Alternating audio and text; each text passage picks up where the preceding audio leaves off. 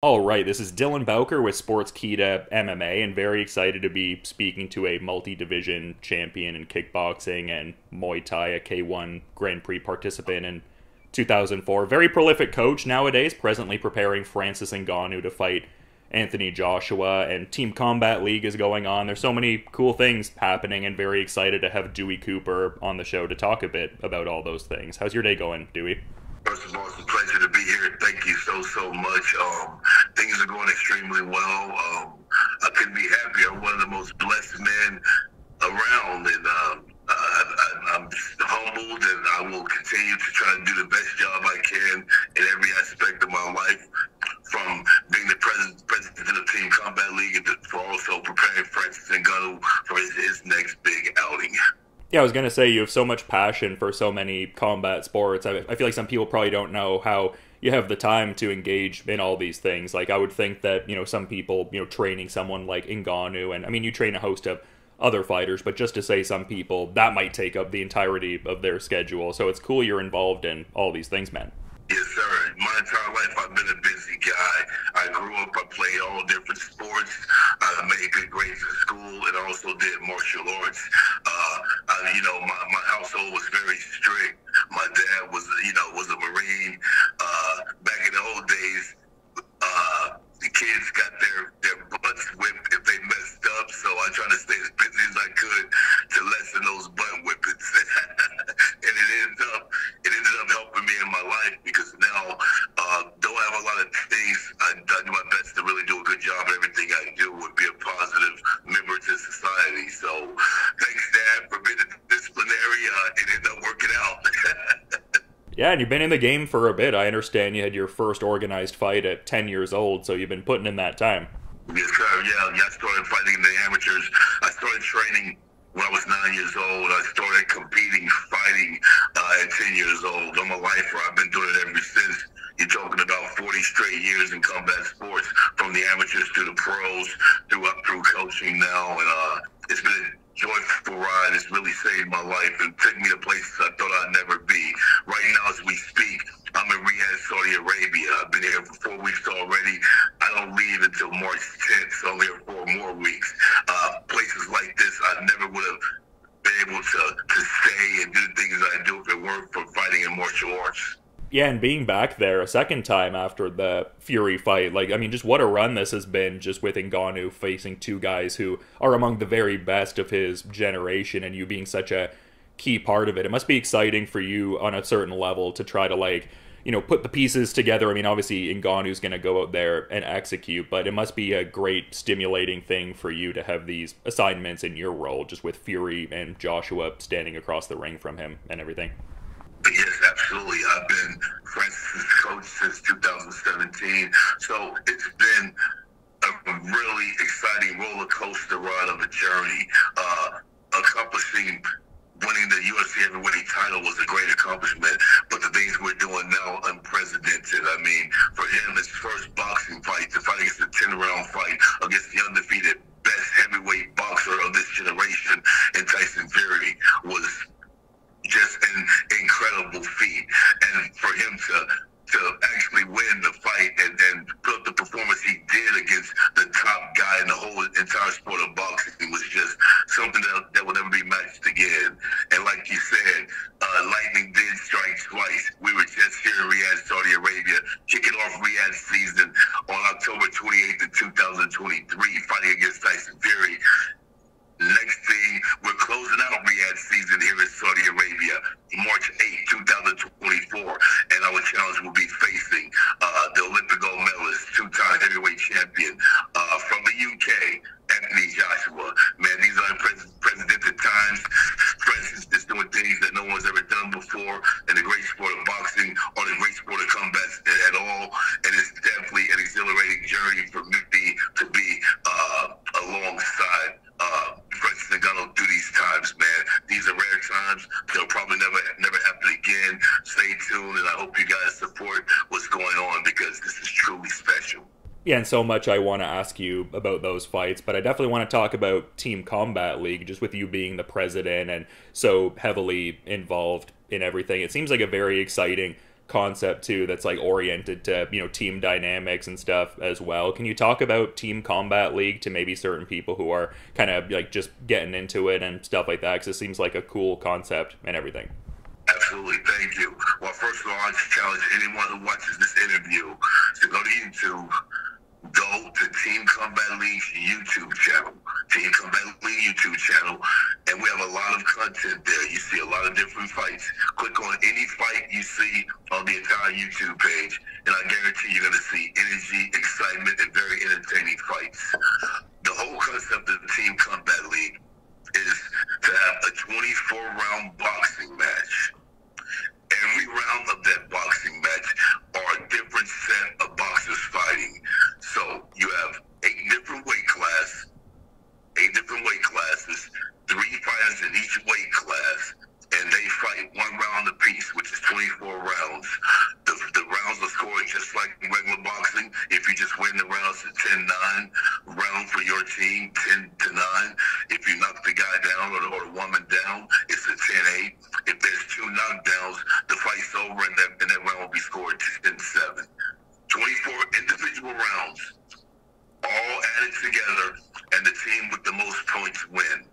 I'm not sure if you're really catching the concept of what I'm telling you. 24 one-round matches, new matchups every single round. You have 3 minutes to impose your will, show your skill, and defeat your opponent to give your team added points. And hopefully after 24 rounds, your team will win. This format is something that's perfect for the times we're in now, with the instant access of information, the fast pitch way of life, the short attention span of the youth. This is something that guarantees energy, guarantees excitement, and there's no way you could have a boring fight. You got 3 minutes to dominate your opponent and win points for your team. The format is exciting, and it guarantees exciting rounds and exciting fights. There's no way you can get a boring fight in Team Combat League, because the guy doesn't have 10 rounds to work into it or to warm up. You got 1 round. It's just like a championship round. Last round, winner decides, the fighter decides the winner in 1 round. That's what Team Combat League does. Our shows are exciting, they're explosive, they're energy personified. And last season, the season 1, the fans got their money's worth. They really love what they've seen, and we have an even bigger season 2 starting in March 14th. The Team Combat League season 2 kicks off, and the first matches, because these aren't games. You can't play boxing. These are matches, competitions. The first competition of Team Combat League Season 2 starts March 28th. And man, it's going to definitely be exciting.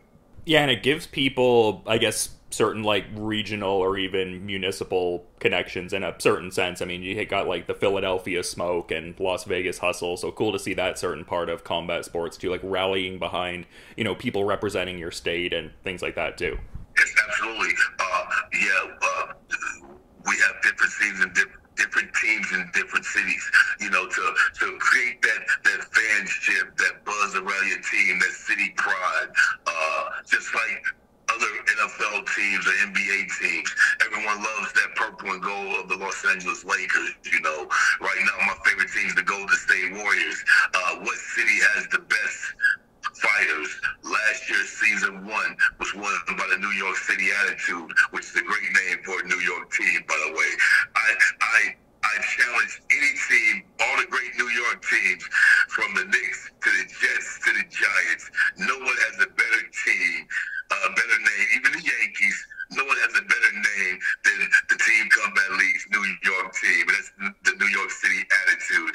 They were the season 1 champions. So right now, the best fighters in the United States are from New York, and that's the New York City Attitude team. So we're excited about that. We have several different teams, several different cities, and it's going to be exciting when Team Combat League comes to your city and you witness one competition, one show, one event. You'll be hooked, because like I said, you can't get a boring fight. Every round for 24 straight rounds are going to be exciting. And by the way, we also have co-ed teams. There's men and women on the teams. You have 6 weight classes of the men. You have 2 weight classes of the women. They're on the same team. It's not the same. The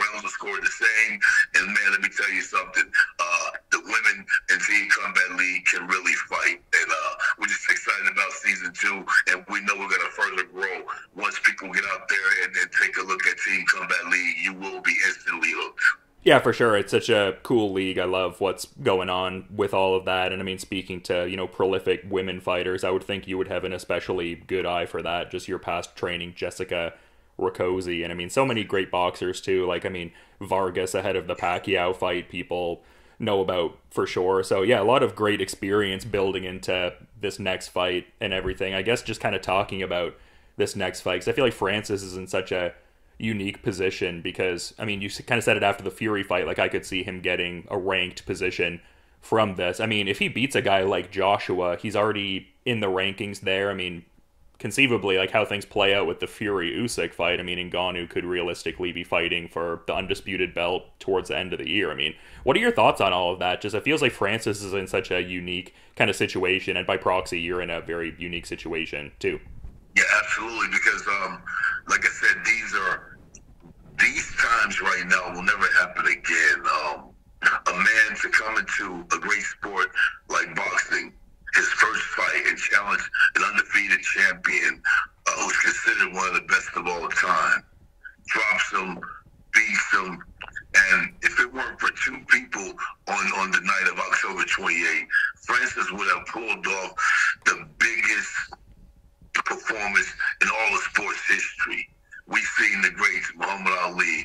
We've seen Pele in soccer, and Messi, and Babe Ruth on the mound. We've seen all these great things. We've seen Tom Brady win 7 Super Bowls, but nothing would have been greater than what Francis would have pulled off his first fight, fighting against the best in the sport.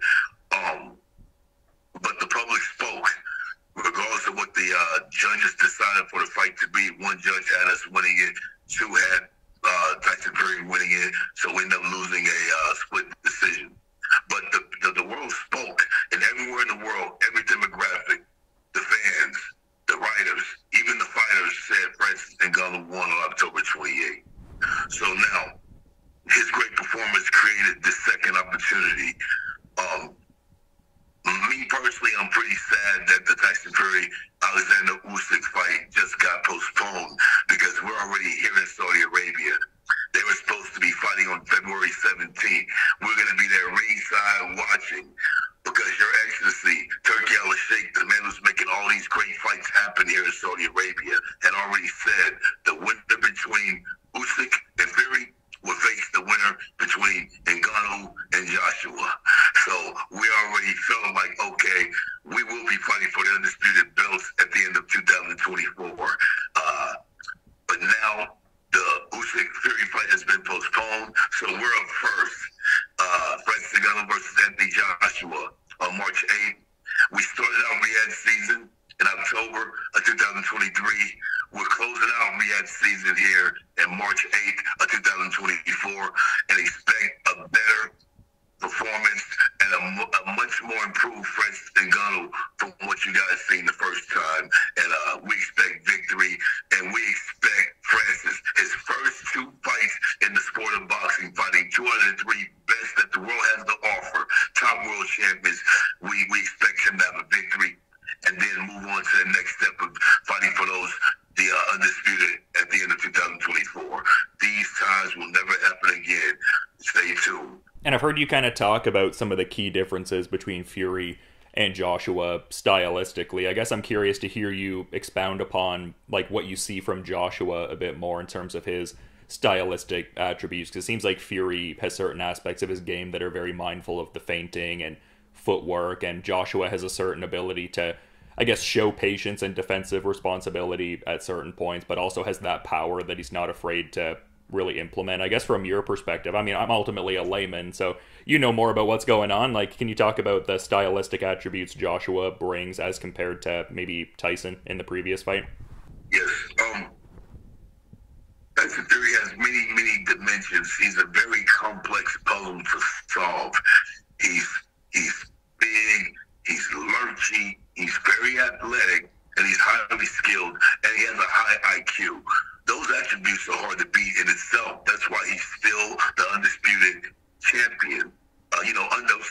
Still the undefeated champion that he is. Alexander Usyk has several of the belts as well. So having to fight Fury is Mr. Ngannou's first fight. The Predator's first fight was a very difficult task because Fury is so multi-dimensional and has so many different styles that he fights. But the world's seen the fight. Everyone's seen how Francis Ngannou nullified a lot of those great things that Tyson Fury does. Tyson Fury likes the dirty box in the clinch. We dominated that aspect. Tyson Fury goes Ali-esque moving, throwing that back fist jab. We defended that well.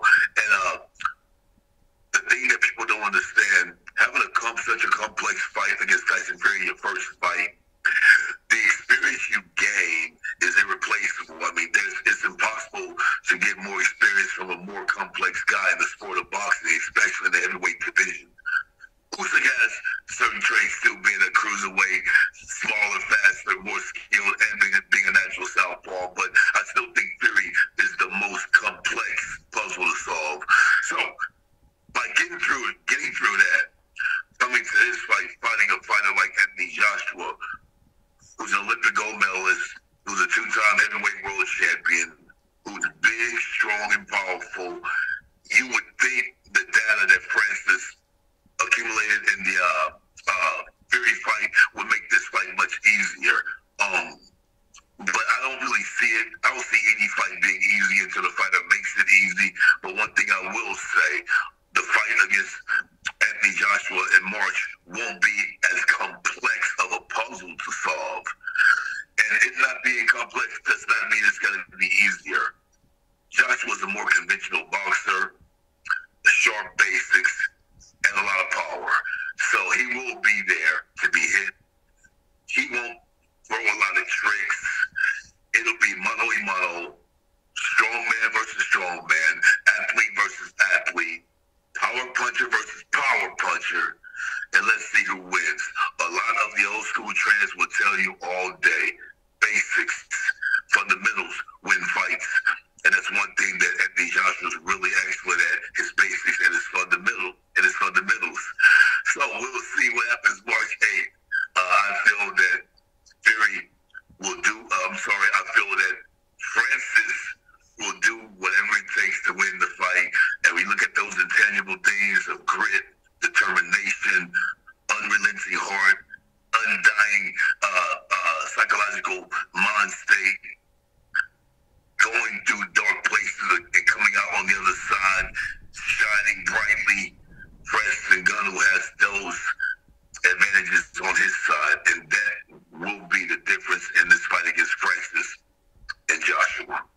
Yeah, so many great factors with this fight, so many intangibles, just such an incredible matchup, and obviously Ngannou getting some great coaching from yourself and a great team around him in general. But in his fight with Fury, it seemed like there was a certain level of involvement with Mike Tyson in the picture, and it seems like things, at least in this one, are not completely confirmed, like maybe kind of unclear. Is Mike Tyson involved at all in the preparations Ngannou has been going through for this Joshua fight at all? Well, Mike is his family to us. Mike and I have been friends since the 90s. He used to come to my fights and show me support and love. And him and Francis talked about this over 4 years ago, before Francis won the heavyweight championship in the UFC. Mike Tyson was his inspiration to want to do this boxing thing. So Francis and Mike Tyson have a very special relationship. So even if Mike isn't here, him and Francis talk, his motivation is there one way or another. We still have 4.5 weeks to go. Mike is welcome by all of us at any time. We'll see. All I can tell you right now is Francis is looking spectacular in the gym. He's psychologically ready to shock the world once again and take his victory over Anthony Joshua. It's going to be a crazy fight. Mike is part of Francis. So just because Mike isn't around as the media is showing or not, I'm sure he and Francis talk, and Francis has Mike important things to know that if you need someone, they're there for you. It gives you a sense of confidence and a sense of security. And that's what friendships are for anyway. And that's what Francis and Mike Tyson has. So he's ready. Francis is ready. And Anthony Joshua's in big trouble on March 8th here in Riyadh, Saudi Arabia.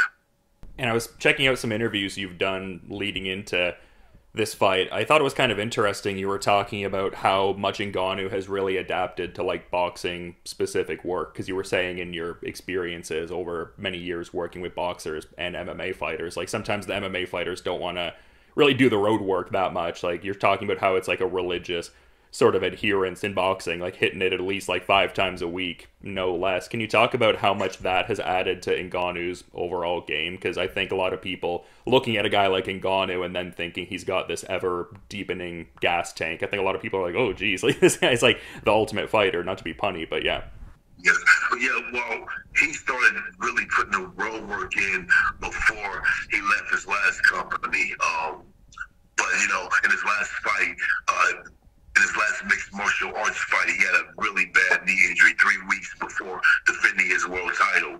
And so he had started running before that. I was just making the example, like a lot of mixed martial artists don't run every day. They'll run once or twice a week because it's not really the culture like that. A lot of coaches make the guys train so many different aspects of martial arts, wrestling, jiu-jitsu, conditioning, being the strength conditioning, plyometrics, boxing, kickboxing. They do so many things.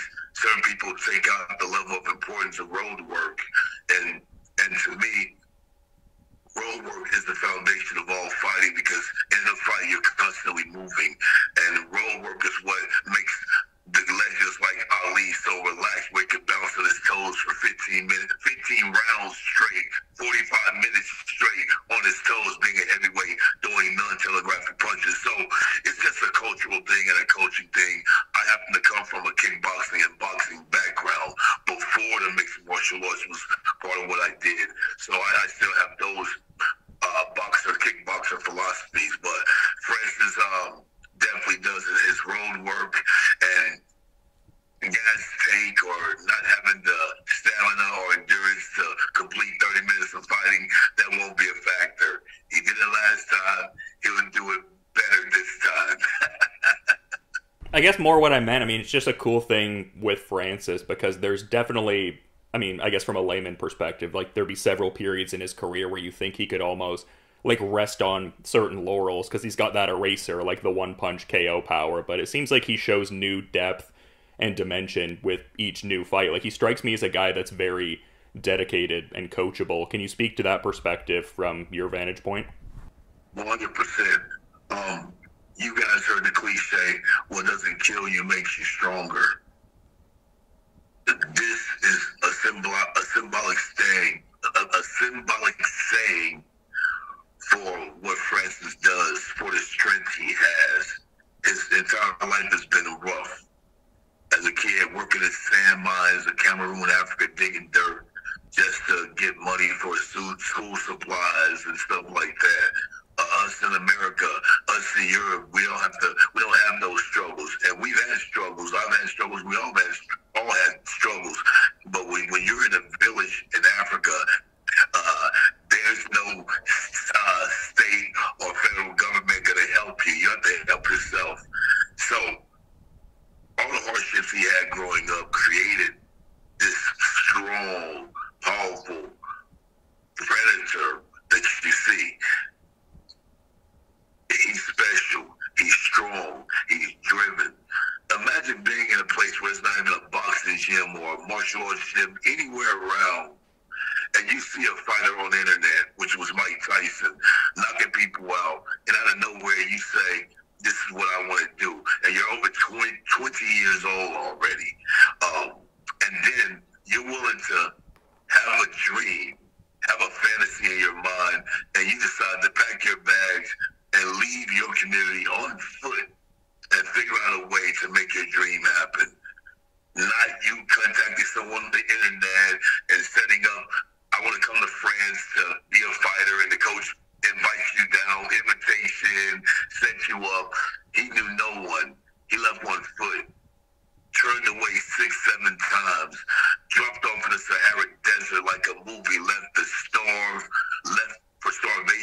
dehydration type of death. And something kept pushing him. Something kept driving him. So to answer your question, sir, he has the drive. He has the desire. He has the determination. And he has the dedication. That's why he can do the things he's doing. That's why he will improve. He does improve each outing because he has a strong, deep desire and drive to do so. So he's not resting on anything. He's not saying, "Oh, I did better than what people thought against such a Fury. I'm the man now." He's working harder to do more and to impress the people, to show the critics that you guys were all wrong about him. He's not your average guy. He's an enigma. He's something that's special. And these are things that most mixed martial artists probably couldn't do. But he's that one special, phenomenal occurrence that happens every now and again. And the last thing I will say, his strength through all his hardships is what's created that monster that you see in Francis Ngannou. Not only his physical attributes, but in real time, lights on, the world will watch. He will continue to keep his confidence as the champion he is, and he won't be a deer in the headlights. And he's going to fight and take his destiny. And that's what's so compelling about what we're seeing right now. We're seeing a man who had a dream really step off that cliff, not knowing what the end would be. Death, paralyzation, or becoming a sensation like he has. And he's still driven, and he still has the desire to see just how far he can go. And if he beats Joshua, no ifs. Once he beats Anthony Joshua, he'll be a step closer to doing something that's never been done before. His first two fights, he's fighting 2 out of the 3 best boxers the world has to offer.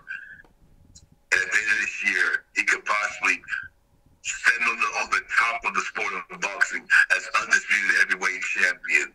Just the possibility of this sounds insane. It sounds like a movie script. It sounds like a film.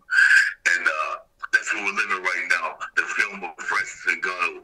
And I'm happy to be a co-feature in that film. And I just hope the world really understands how special and how rare this is. He's going to be ready March 8th. And he's definitely going to put his best foot forward. And I got him stopping Anthony Joshua. Yeah, I mean, I was going to say, you probably said it all right there, just well articulated for sure, man. And I could ask you, presumably, a dozen more questions, if not more. But I do want to be mindful of your time. I imagine you have a few things on the go. So, I mean, I guess just in saying that, I'm wondering if maybe you have a final parting thought you'd like to add as we're sort of wrapping up, Dewey. Yes. Well, I just want to say, first of all, guys, please be positive in your life. Know you can achieve great things. And when things are bad, don't think that's the end point. These are all situations that we can get through with a strong mind, being positive, and being willing to work and fight for what you want. I'm the poster boy of this. Please support Team Combat League. TeamCombatLeague.com. You can go to get more familiar with what we're doing at Team Combat League, or like I challenged everyone, Team Combat League's YouTube channel. See the excitement, man. Be a part of the excitement. So many great things happening. The season for Team Combat League starts March 14th. The first fights are going to be March 28th. You don't want to miss these teams. We have some great coaches on the teams. Manny Robles is the coach for Los Angeles. We have so much great things happening. Just check us out. You're going to love what you see. So many great fighters. So many world champions are on board. Austin Trout, with the coach of the Houston Hitman, just won the BKFC world title 3 nights ago. So many great things happening. And on March 28th here at Riyadh, Saudi Arabia, you don't want to miss 2 giants with punching power, with stopping power. Mano a mano, going fist to fist in a heavyweight classic. Francis Ngannou versus Anthony Joshua will be exciting as long as it lasts. Yeah, well said, man. Definitely a big March with, Team Combat League's new season and this upcoming fight versus Anthony Joshua. And to that point, thanks so much for, coming on the show and making some time to talk with all of this cool stuff going on. Looking forward to seeing Team Combat League roll out in the next little bit and this next Ngannou fight. But until then, Dewey, you have a good rest of your day, man. Thank you. Thank you very much, sir.